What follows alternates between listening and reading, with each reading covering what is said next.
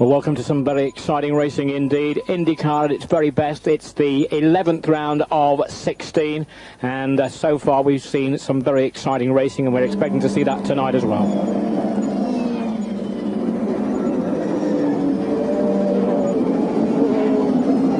Well, the all-important tyre warming. We can tell you that the important battle at the top of the field, well, the man leading the championship, Jimmy Vasser, well, since winning the US 500, although he's got 102 points, he's faded away a little. He still leads from Alonso Jr. with 99, as you see there. But the fast-charging Gil de Ferran, the Brazilian, with 92, certainly the man to watch. And Michael Andretti, we saw his name appearing on the board there. He's had 4 out of the last 5 wins here, and he really is the king of this Toronto street circuit. What a circuit it is, too. 11 turning points and passing areas you see there in the green. A late braking point there at the end of the first straight past the checkered flag as the man in pole position, André Ribeiro from São Paulo in Brazil. In fact, the first 3 rows all on Firestone tyres, the first 3 on Honda engines, so there's that Honda Firestone combination again. So Ribeiro and Zanardi from Formula 3000 fame there on the front row. Brazil and Italy. 0.430 seconds before Fernandez and Scott Pruitt, Mexico and the United States of America. Greg Moore and Parker Johnson, the Honda test driver. 49 and 99 make up the 3rd row. Alonso Jr., he was a winner here in 88 and 90. Bobby Rahal wants to pile the points on, will he today? Gil de Ferran, what a charger. Michael Andretti, what a street racer. That's row 5. Jimmy Vasser, he must be beginning to feel that he's falling away from him. Brian Herter, also from the United States of America. Row 6. Christian Fittipaldi, still in the chase, the Brazilian. Emerson Fittipaldi, well, Dad looking just behind Lad before, of course, we had the British driver. Then Bozell and Kronsno. The Swede, Stefan Johansson. Brazil's Roberto Moreno. Eddie Lawson, great on bikes. Scott Goodyear from Canada, alongside him. Richard Hearn. New boy. Juan Fangio II. 95 laps. And there you see 4 wins for Jimmy Vasser, all earlier on in the season. Alonso Jr. yet to get that win. He's the fastest of those guys in with a real chance of the championship. 7th on the grid, his best on a street circuit. And Gil de Ferran, the Brazilian there, he's piled on the points recently. 1 victory, 1 pole place, 5 top 5s and 8 top 10s.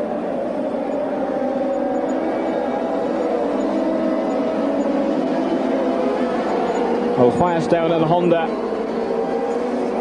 have dominated this season, led 700 and odd laps out of just over 1,200.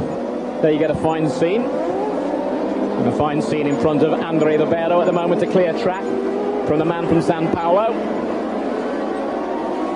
Ribeiro very, very quick, 58.060. That's a speed of 110.516 mile an hour here. They have 3 warm-up laps. And then you've got 95 of the very best of IndyCars. Stay here on Autosport.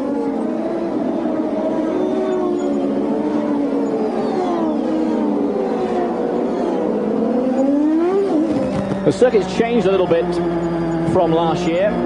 Michael Andretti, of course, the winner. Turns 1 and 3 are classic late braking ones. And Honda rumored to go into Formula 1 in 1998. And he came into IndyCars a couple of years ago, but by goodness, they're really starting to prove the point this year. The pits straight here provides an excellent viewing point.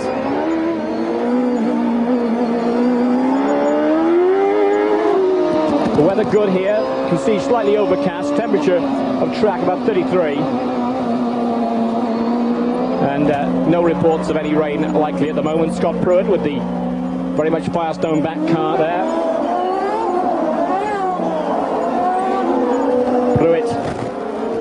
little further back on the grid. He wanted to be on the front row, on the second. Well, not too bad, as they worm their way round. Molson, the sponsors of this Indy Toronto round in Ontario, Canada. Only a couple of years before, I was talking of Honda before, they'll have a circuit which they've helped to fund. As we go to our commentators, Danny Sullivan, but first Paul Page.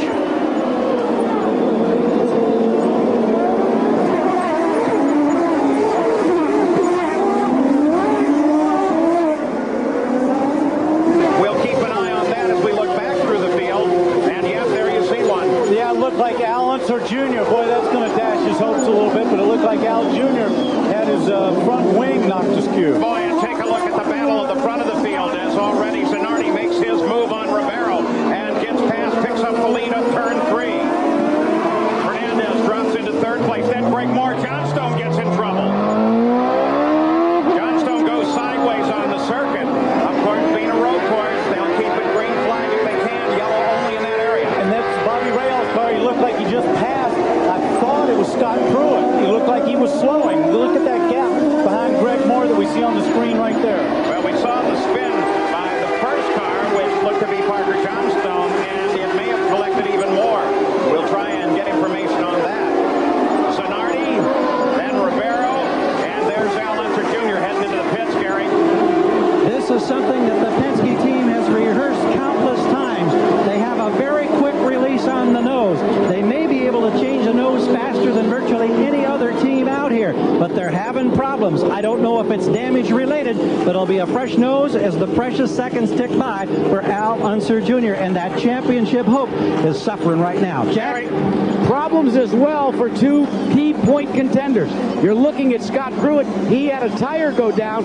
If we can turn the camera to the other side, you can also see Jill DeBaron. He's being serviced. He came in without a nose as well, Paul Page. Yeah, he came in totally without a nose, so something happened back there.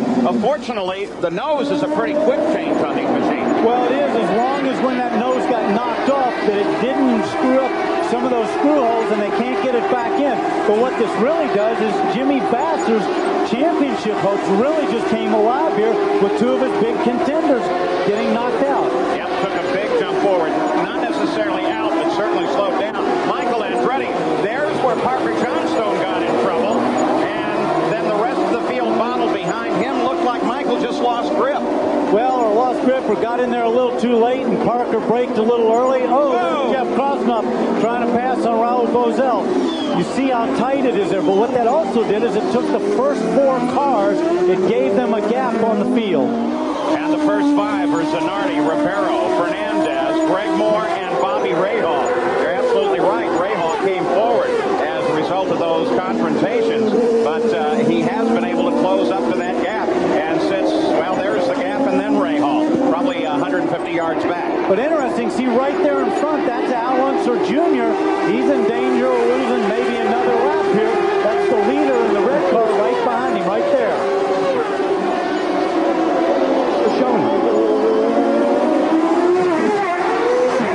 There are your front 4. They all run right together, coming up behind Little Al, heading for turn 3, key passing area.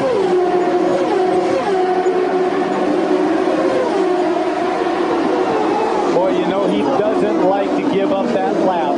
That could be critical. Parker Johnstone either sideways again or still sideways. Full course yellow as they split to come around him. Yellow flags flying everywhere. The course marshals want to get him slowed down before this situation as he's right in the center of the racetrack. And boy, did that really hurt Al Unser Jr. because if he had not gotten past right then, he would have had a chance to go back, tag onto the back of the field, and wouldn't have lost that lap to the leader. With concrete walls on both sides, there's a very precarious position for the Motorola car of Parker Johnstone as they pull it back to get it away from the edge of the racetrack. Zanardi leads. 3 laps are complete. We're full course yellow. Zanardi, who was on the front row, he'd actually got past poleman Andre Ribeiro, and then we had in third place Adrian Fernandez, then Greg Moore and Bobby Rahal, but certainly Al Unser Jr.'s championship hopes and Gilles de Ferran's championship hopes going a little bit at the moment. Jimmy Vass is up there as well. And we can go straight back to live action with Danny Sullivan and first Paul Page.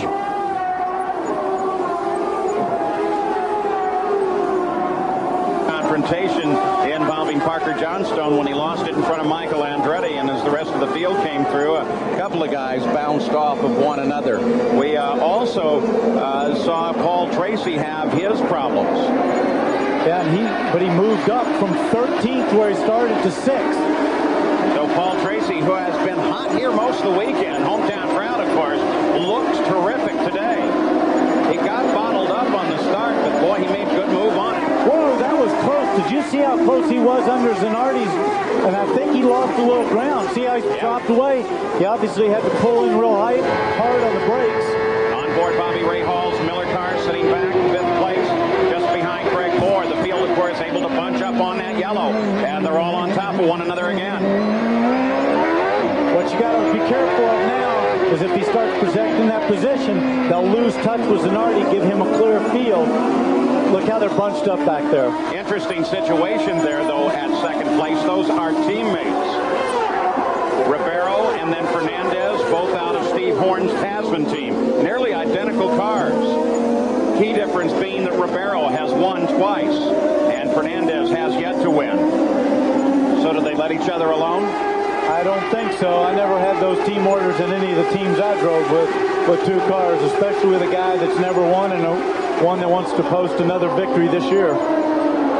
Looking back to Bobby Rahal as Paul Tracy continues to work on him. Let's go to Gary. Oh, we mentioned the crews watch the big screens. Doug Peterson, one of the owners for Parker Johnstone. What were your thoughts when you saw your driver setting sideways? I just hope that nobody's going to hit him. He was broadside in the middle of the track. It was a pretty frightening moment. But apparently the car's okay. He radioed in and said the car's okay. He just got bumped at the start and spun. Simple as that. Thanks, Doc. Sure, thank you. All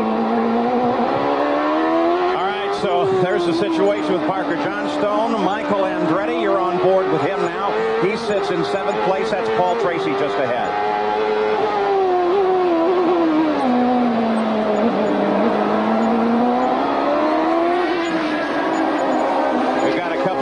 Connections. One of them is this car, Michael Andretti, so we'll open that and listen.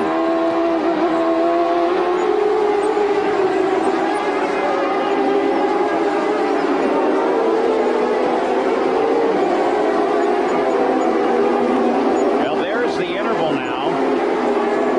So you've got an idea of how far ahead Zanardi's able to pull. There he is as he's getting ready to head into turn 3. Through 3. Target car comes off the corner, and it seems like Ribeiro's catching just a bit. A little bit, but he lost so much in that restart just on that one corner, and it's very difficult. He's not only got to try to drive ahead and look at the car, but he's also got to be watching his mirrors and looking after that teammate. Ribeiro was almost 2 seconds behind the leader, 1.9, as they came across the line, so we'll keep track of that.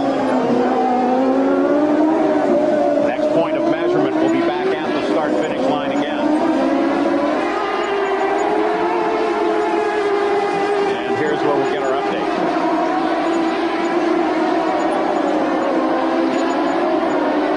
So it stays the same. Ribeiro not able to make up on that lap.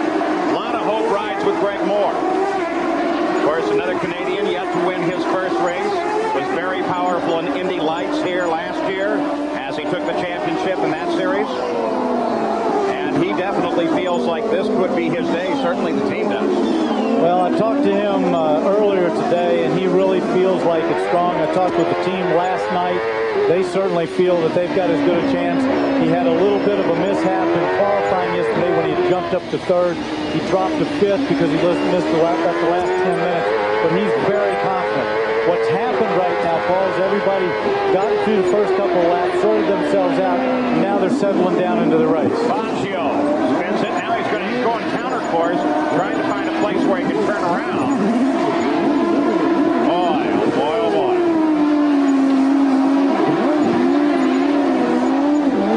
So finally just lost the back end. Just got off at 3, but there is a rise there. It is a rise, but he just got sideways. Did a very good job right there of just backing up in the middle of the road.